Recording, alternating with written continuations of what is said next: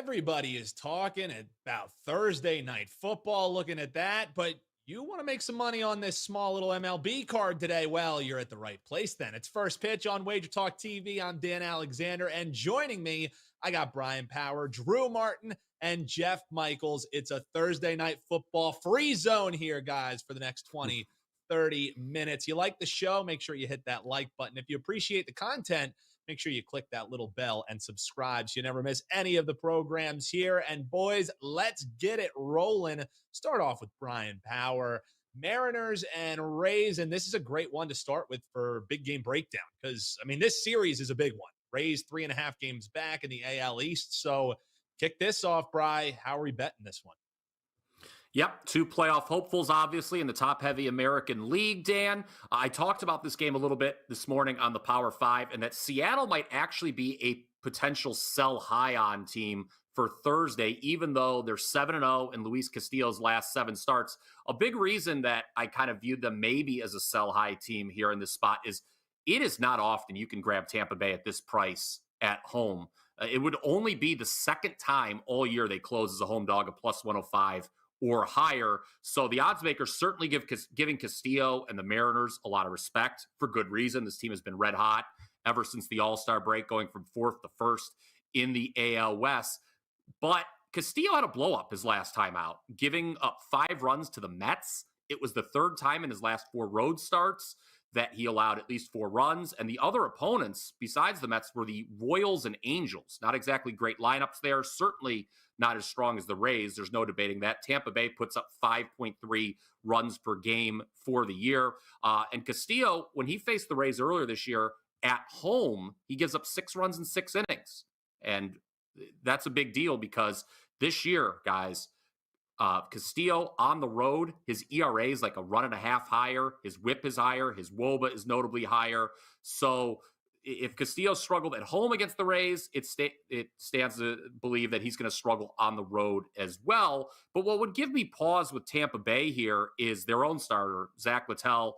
He's a question mark. He's given up exactly 4 runs in each of his 3 previous starts. The home run ball has been due for him. He's given up at least one of those in each of his previous 5 outings, and 12 runs, 20 hits, last 16 innings of work. Those last 3 starts, oh, by the way, come against Colorado at home. That's always important to note. The Yankees and Cleveland, again, not exactly 3 inspiring lineups. The Mariners, they've scored 14 runs the last 2 days. They average 5 runs per game on the road this season. I don't think they have a problem scoring runs here. Remember, the Rays bullpen's not exactly been great all year. It's been their albatross. With the over 5-1 in Castillo's last 6 starts, Dan, and 3-0 in Littell's last 3, I would give that, the over, a look here at 8.5 or lower. A nice look towards the total in that one. You'll be hearing more about the first 5 in best bets coming up a little bit later here on First Pitch. But let us know how you see this series shaking out. Who's going to win the series? But more importantly, who are you betting on in game 1? Let us know in the comments. Drew Martin, he's got a 4% MLB best bet up right now, and he's joining us on First Pitch. And man, I do a show with a Yankees fan, Drew, and he's now telling me and talking to me about a wild card potential bid for them. Like, please tell me that the Lions can shut down this talk because I can't do it with this guy anymore, Drew.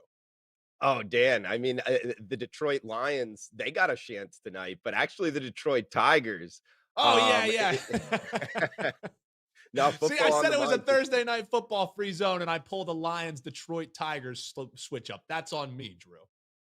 Totally understandable. I do it all the time, Dan. But I'll tell you this, your buddy thinking the Yankees have a shot.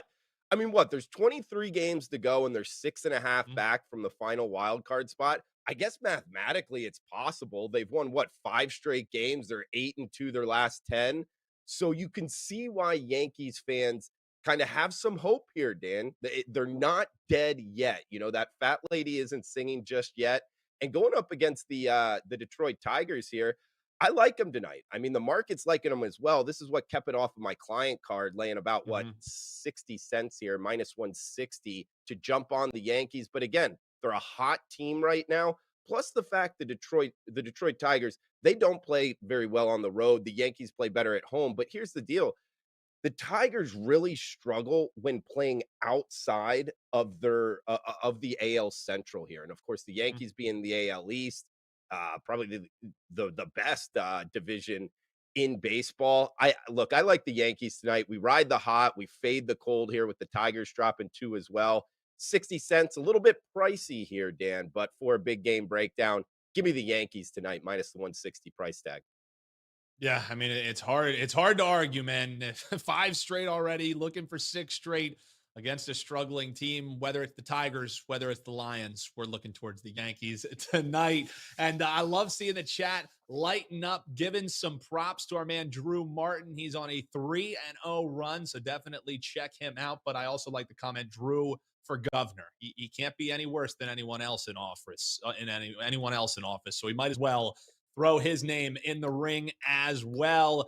Jeff Michaels, final big game breakdown for us, man. Arizona, their big win over Colorado, at least keeps them alive in the NL hunt. But now they go on the road. They visit the Cubs. How are you going to be betting game 1 here? Yeah, interesting look on this game, seeing is we got 2 second place NL teams, but the Diamondbacks 13 games back of the Dodgers and the Cubs only a game and a half back of Milwaukee.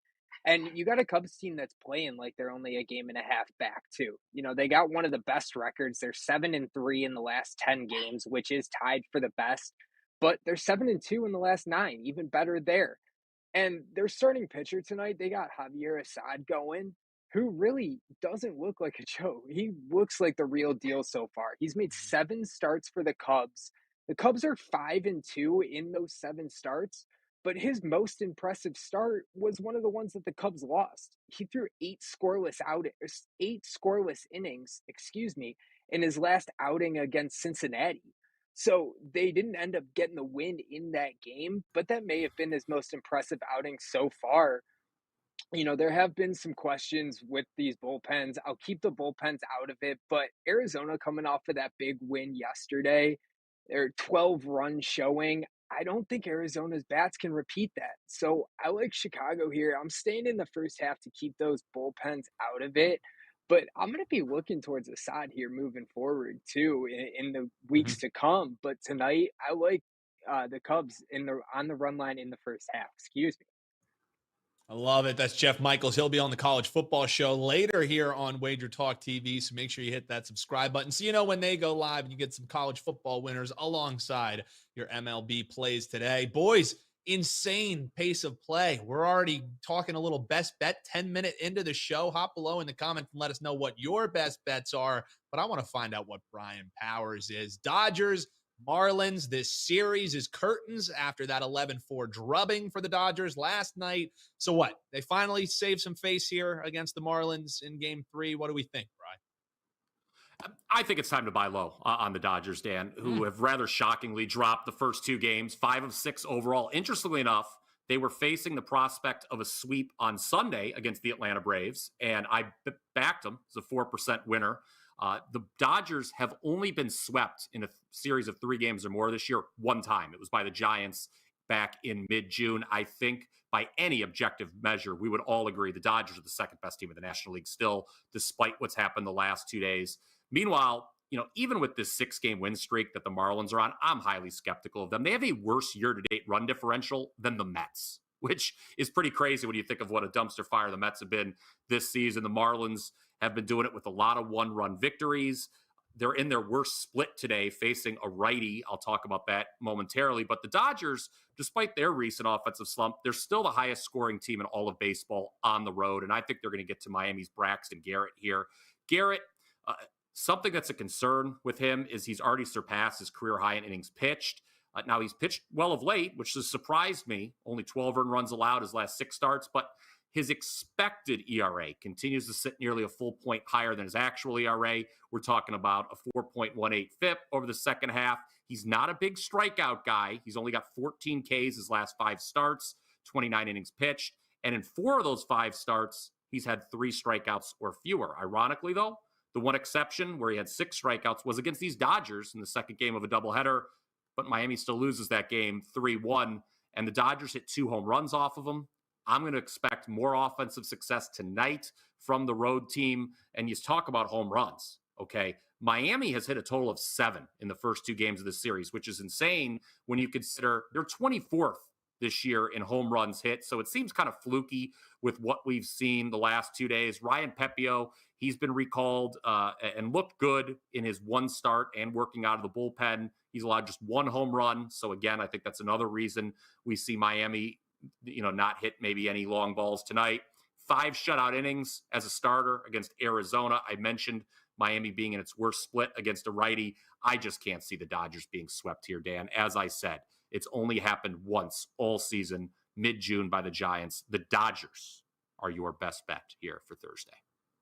Put the brooms away, says my man Brian Powers. And my guy Eagles money line and spread, love the name in the chat. He says this card stinks. And he's not wrong, but I will say, even though stinky cards can get us some money. And that's what it's about here on First Pitch. Drew Martin also has a best bet. He's got one up for the clients tonight, and he's on a 3-0 run this week. 31-14 run on all 4% MLB plays on a recent run there. So check that out. But Wainwright versus Fried, as the Cards are looking for the rare sweep on the Bravos. But we don't care about any more talk of sweeps. We want to take a look at this double-digit total. What do you think? Over this number or under? It's sitting around 10.5, looking at the WagerTalk live odds screen. And I'm going up and over in the ATL tonight. I mean, Adam Wainwright, you teed it up there on the intro, Dan.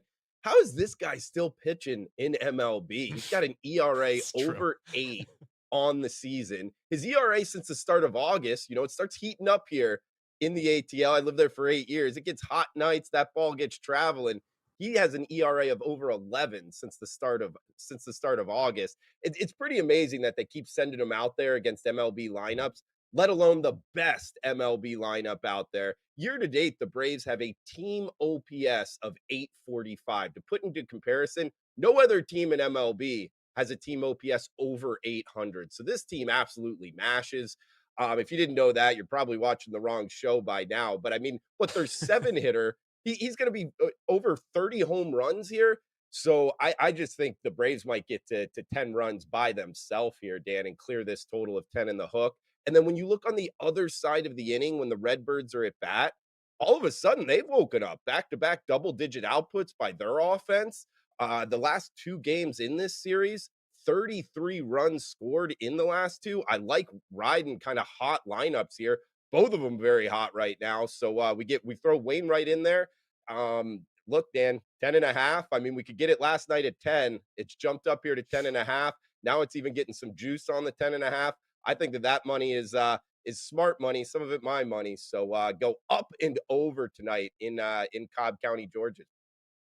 Yeah, it's always funny when I see write-ups and people talking about Wainwright and they refer to him as like veteran Adam Wainwright. Like they're saying veteran to be nice instead of just saying like old washed pitcher is the way that they refer to him. Drew, I'm wondering though, we did have some folks in the chat here talking about this team total for the Bravos. Would you ISO in on that, or do you just like how this 10 is sitting, go up and over that 10.5, get runs from both teams? Or would you ISO in on maybe, let's say the number's around 6.5? Would you look towards a team total in that aspect? Absolutely. It's for sure correlated in the handicap, guys. I'm not going to talk you off of the Braves team total over. Yeah, I think that they smash Wainwright tonight. So, yeah, it mixes together with it. And just to be totally transparent here, guys, I usually handicap the card in the overnight market. And so getting ready for the show, I send over what best bets I like.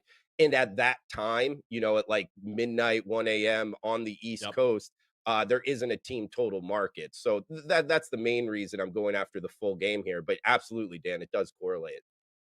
That's Drew Martin. Check him out at wagertalk.com and check him out alongside Teddy Covers on the Opening Line Report, one of the most popular shows that we have and one of the best ways to get ready to bet the NFL every week. It's right here on the WagerTalk TV YouTube channel. So come on, folks, hit that bell.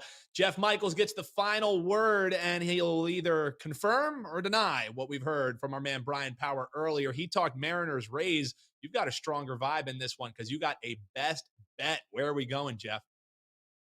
I do, and I'm sticking in the first half. Like I was looking in my big game breakdown. Brian said it. Tampa Bay's bullpen has been an issue throughout the year, but they actually have the better bullpen out of these two teams in the last 7 games. So they have had some issues themselves, but so has Seattle. And as Brian alluded to as well, I do think Seattle has the better pitching matchup here tonight. Luis Castillo, yes, came off that rough start against the Mets. 5 earned runs, but you look at it, he still has a 2.84 ERA in his last 3 starts and a .895 whip. And I'm definitely going to back Castillo here over Lytle, who Castillo's 2-0 in his team record against this Tampa Bay team. And more specifically, I think where Lytle really draws the short straw here, he's allowing a 314 opponent batting average to right-handed batters. Now, take that into perspective with this Seattle team, and it's night and day. You look at right-handed batters and their left-handed batters. I mean, 2, 3, 4, 5, 6. Those 5 main spots that I would eye are all right-handed or switch-handed hitters for the Seattle team with the power behind him. I mean, Julio, Eugenio, Kel, Rallier, Teoscar and Ty France are all going to be swinging from the right-hand side here with what Lytle's done against right-handed hitters. And Seattle, impressively, 21, 9, and 6 this year as a road favorite in the first half. And they've won 11 out of their last 15 with a push. So 11, 3, and 1 straight up in the last 15 on the road, despite the line. So they're coming out hot.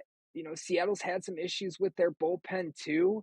And I'm not going to let it go to that 6th or 7th inning to see which bullpen comes out here. I think Luis Castillo can keep this game under wraps early. And I think we got Seattle to hold the edge here coming out of the first half. I like the Mariners on the money line first half bet tonight for my best bet.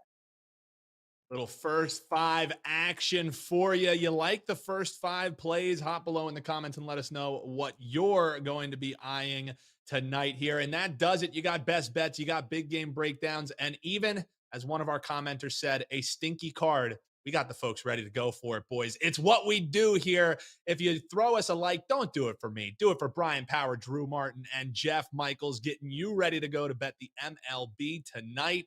And don't go anywhere, because we got all the tools you need to bet all the sports you love just a click away here on WagerTalk TV. So that video you see right alongside me, click that and keep on cashing.